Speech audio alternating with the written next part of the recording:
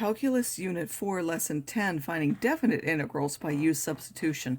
So in the previous two lessons, we found indefinite integrals by U-Substitution, pattern recognition, or the actual substituting. Now we're going to do that for definite integrals, and we're also going to find definite integrals for even and odd functions. There are things that you can recognize. So for definite integrals, you're going to do the same thing. You can rewrite that as an f of u du, but you have to remember that since u is g of x, then you have to also change these limits to be in terms of u, which are g of a and g of b. That's the only difference between that. If it's pattern recognition, you can do it by recognition. If you're going to do otherwise, you can, if you need to actually do the substitution, then you will do that. So I will show you those different methods as to what to do. And then even in odd functions, we know that even functions are what? We know that they're symmetric across the x-axis, so the left half and the right half are the same.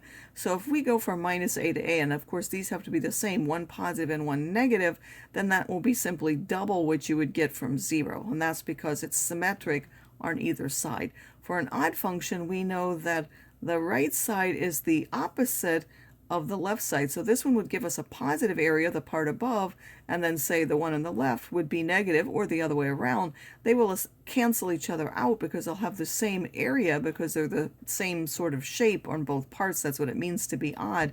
So if we take an odd function and we integrate from minus a to a, that would be 0 because the positive and negatives were cancel. For an odd function, if we wanted the area, what would we have to do? If we wanted this as an area, we would have to take twice and put the absolute value, or simply take twice what we would choose the positive part. It wouldn't necessarily be from 0 to a, it could be from minus a to 0, whichever one was the positive part of that function if we actually wanted the area. So now let's find this integral. Again, we're first going to look, is this one that we could recognize as x, the derivative of that inside? It is. So we could use that in terms of u-substitution. But we can also recognize that this is an odd function. Why? X is odd, and this is an odd power. So this is an odd function. If we were to graph it, we would see that. Or we can look, if we put in minus x, it's going to be minus f of x, because this part is squared. It won't change any sign. Only this part would change by putting in a minus x, so you would end up with minus that. And then because we're going from minus 1 to 1, that would automatically give us 0, and our justification with that would be because that's an odd function. We would say this is equal to 0 since f of x is an odd function. Suppose we didn't recognize that. Then we would know that x is 1/2 of that derivative. So again, when we're doing pattern recognition, so I didn't actually say it before, but we're taking what? We know that this is 1/2 of that derivative, so we would put a 1/2, and then for a 4 we would also need 1/4 of that, so that would actually be 1/8. That's another one way of doing it, is recognizing what that constant is. It has to be 1/8 of that, x squared plus 1 to the 4th. Or you could check your derivatives and fix up that constant, whichever works. And then you're going to evaluate that now from minus 1 to 1. You first put in 1 and then subtract what you get for minus 1. And do that. That will end up with this. It will also give you 0. Or you could actually make the u substitution. You would let u be the part inside of the power. So you would make that x squared plus 1. The derivative of that, du, would be 2x dx. And this part only has x dx. So if I want x dx, I would take 1/2 of du. And then x equals minus 1 means what? Well, if u is x squared plus 1, then if x is minus 1, u is 2. So I would change that minus 1 to 2. And then when x is 1, u is also 2. So that's now integral from 2 to 2 of 1/2 of u cubed du when I do the substitution. And we know that to go from 2 to 2 will always give us 0 no matter what that function is. As another example, we have the integral from 1 to 2 of x minus 1, the square root of 2 minus x dx. Now this is not from minus a, or it has to be from minus a to a, so that does not apply. We can't check for even or odd there. It's not going to be helpful, even if it is.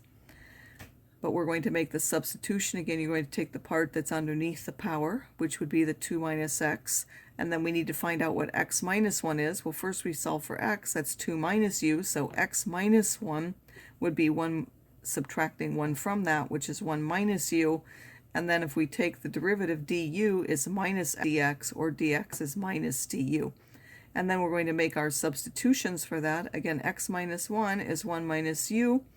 And then the square root of this is now the square root of u, or u to the 1/2. And then dx is minus du, so we put a minus out front, and then du. We also have to change the limits. So if we put x is 1 in here, then u is 1. If we put x in 2 is here, u is 0. Make sure you put them in the right order. We went from 1, went to 1, 2 went to 0, and then this is a minus. Now we could change that to be what? That would be the opposite of going from 0 to 1, so we can get rid of this negative, and that will be from 0 to 1. And now I'm multiplying this, so I took care of this minus by simply changing those limits, and then multiplying this 1/2 times that would be u to the 1/2, that would be u to the 3/2 du, and then taking the antiderivatives and putting in 0 and 1 and apply, and that becomes now 4/15 when we do that. Other examples here, we have from 0 to pi halves of cosine of 2/3 x dx.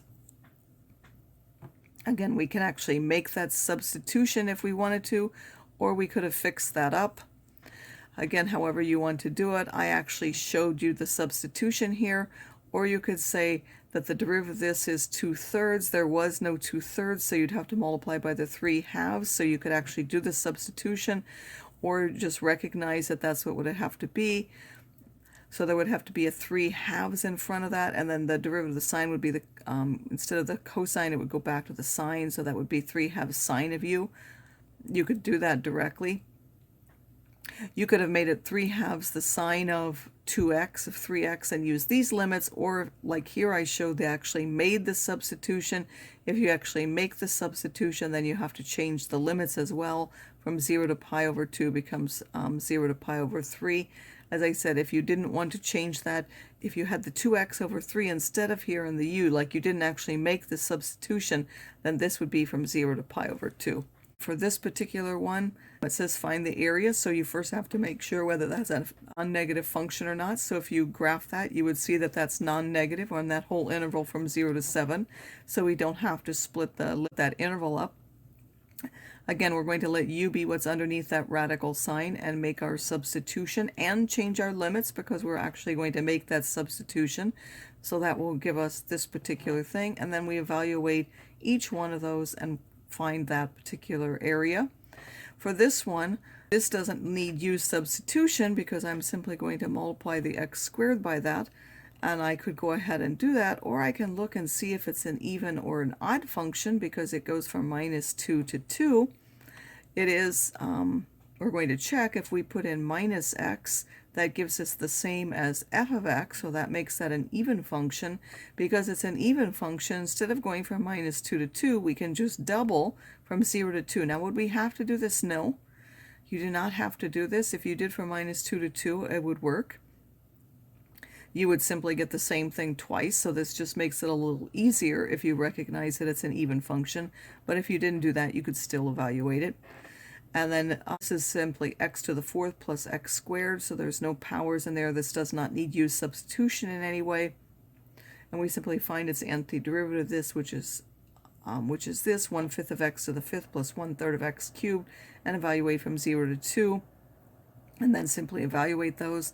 For this, we know that sine is an odd function, and we're going again from -a to a. Now, if this was from 0 to pi over 4, that wouldn't be an important thing to check, but because it goes from minus a number to positive a number, if you check that it's odd, it makes it easier. This is an odd function. Its antiderivative is simply 0.